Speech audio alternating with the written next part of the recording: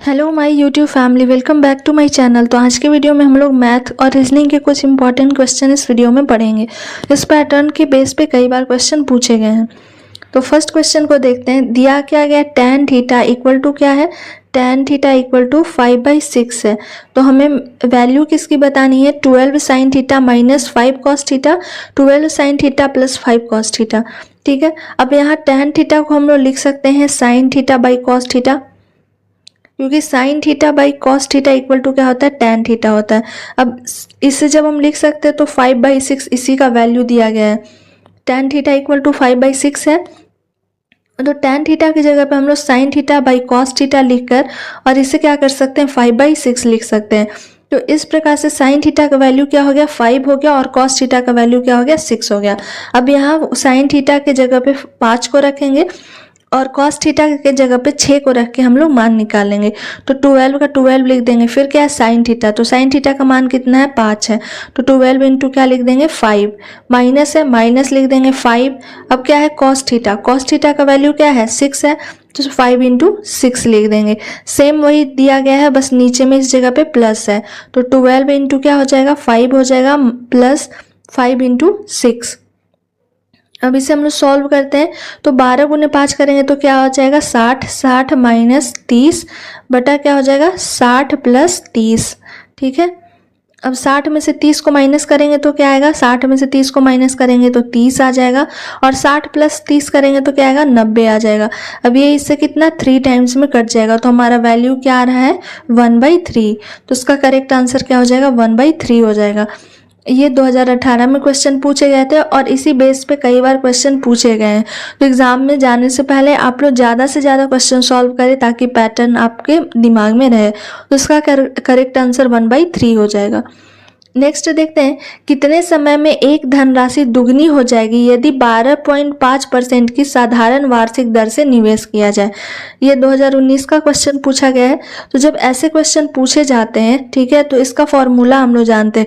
ऐसे अगर हम लोग प्रोसेस से सॉल्व करेंगे तो बहुत टाइम लगेगा, जिसे आप लोग नोट कर लीजिएगा, R इंटू टी। ठीक है, ऐसे क्वेश्चन से R का वैल्यू, T का वैल्यू और जो समय है दुगनी हो जा रही है, तिगुनी हो जा रही है, वो भी निकाल सकते हैं।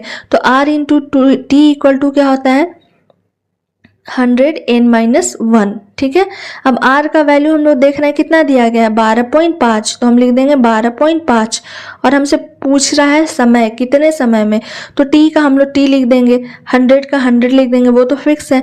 अब नंबर क्या दिया गया है, तो नंबर देखते हैं हम लोग, दुगनी हो जाएगी, दुगना कह रहा है, तो 2 माइनस क्या हो जाएगा, 1। अब 12.5 इंटू टी और 100 का 100 लिख देंगे, 2 में से 1 जाएगा तो क्या बचेगा, 1, और 100 को 1 से गुना करेंगे तो 100 ही रहेगा। अब क्या लिख सकते हैं, 12.t इक्वल टू हम लोग क्या लिख सकते हैं, 100।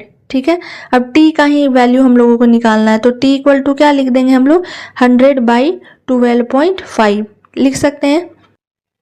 अब इस t का वैल्यू निकालना है, तो इस जगह पे क्या हो जाएगा, यहाँ लिखते हैं हम लोग। ठीक है, 100 बाई क्या आया, 12.5। अब ये दशमलव हटेगा तो 1 0 ऊपर जाएगा।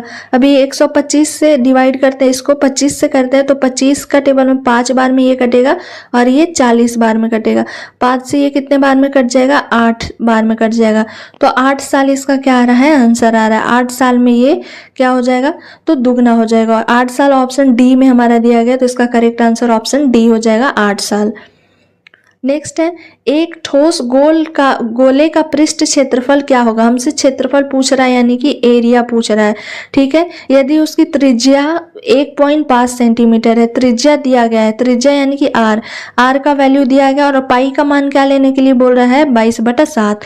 तो हम लोग जानते हैं कि गोला का जो एरिया होता है उसका फॉर्मूला क्या होता है, 4πr²। ठीक है, अब इसमें वैल्यू पुट करेंगे, 4 का 4 लिख देंगे। पाई का मान हमें कितना लेना है, पाई का मान या तो 3.14 होता है या 12/7 होता है। तो यहाँ दिया गया है कि 22/7 लेना है, तो क्या लिख लेंगे, 22/7 लिख देंगे, इंटू R4 क्या हो गया, रेडियस, त्रिज्या, जो कितना दिया गया है, 1.5।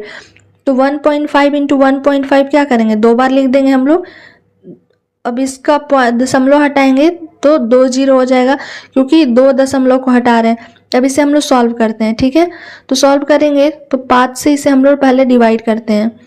5 से डिवाइड करेंगे तो ये क्या हो जाएगा 20 हो जाएगा और ये क्या हो जाएगा 3 हो जाएगा। अब इसे सॉल्व करते हैं तो 4 से ये 5 बार में कट गया और ये 5 से कितने बार में कट जाएगा 3 बार में कट जाएगा। अब हमारी संख्या कौन कौन सी बची, तो 22 और 3 गुने 3, ठीक है। 22 गुने क्या बचा 9 बटा ये 7 जो है वो 7 लिख देंगे।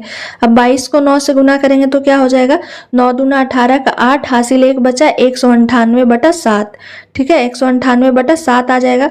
देखते हैं किस में है, 198 बटा 7 हमारा ऑप्शन सी में है, तो इसका करेक्ट आंसर ऑप्शन सी हो जाएगा।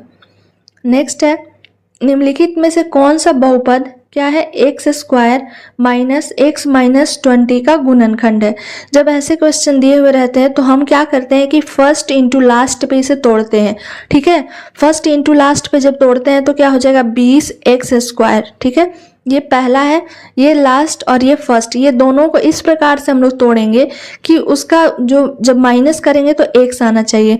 तो 20 को हम लोग इस तरीके से तोड़ सकते हैं 5 और 4 में, क्योंकि 5 में से 4 को माइनस करेंगे तो क्या आएगा एक्स आ जाएगा।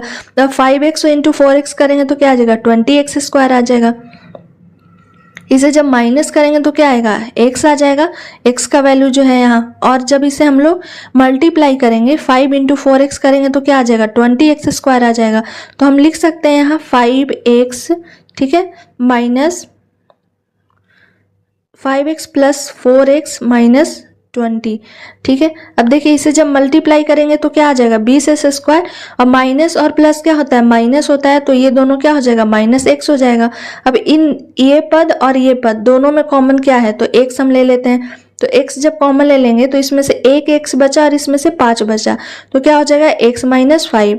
इसमें से प्लस 4 ले लेते हैं, तो प्लस 4 लेंगे तो क्या बचेगा x बचेगा, और क्या हो जाएगा 4 हम पहले से ले चुके हैं तो x माइनस 5 हो जाएगा। अब ऐसे क्वेश्चन को हम कैसे जानते हैं कि सही सॉल्व हो रहा है, तो जब दोनों ये ऐसा कॉमन लेना है कि ये दोनों संख्या हमारी बराबर होना चाहिए।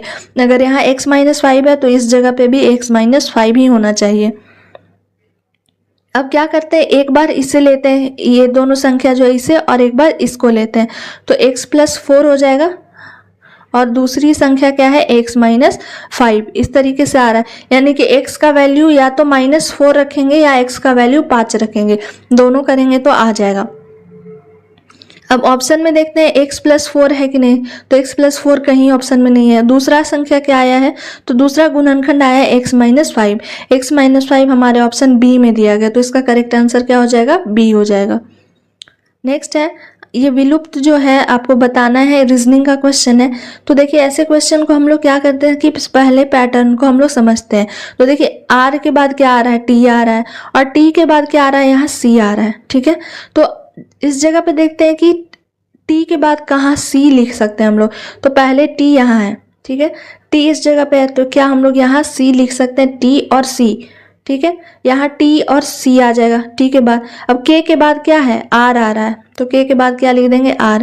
तो देखिए ऐसा हमने मालूम चला कि KRTC का बन रहा है, KRTC पहला हमारा इस जगह बना, KRTC यहाँ भी वही t हो जाएगा, ठीक है। फिर यहाँ क्या कर देंगे k लिख देंगे, तो KRTC बन रहा है k, और फिर इस जगह पे हम लोग क्या लिख देंगे r लिख देंगे, तो KRTC सारे में यही आ रहा है। तो क्या क्या हम लोग लिखे हैं, तो पहले में r है, दूसरे में क्या लिखे हैं c, तीसरे में क्या लिखे हैं t, चौथे में क्या लिखे हैं k, उसके बाद c के बाद r। ये सारे जो खाली जगह थे उस पर हम लोग भरेंगे। तो RCTKCR देखते हैं कौन से ऑप्शन में दिए गए, तो ऑप्शन ए में दिया गया है RCTKCR, तो इसका करेक्ट आंसर ऑप्शन ए हो जाएगा। तो ये आपके कुछ इंपॉर्टेंट क्वेश्चन थे। आई होप आपको ये वीडियो पसंद आया होगा। Thank you for watching my video.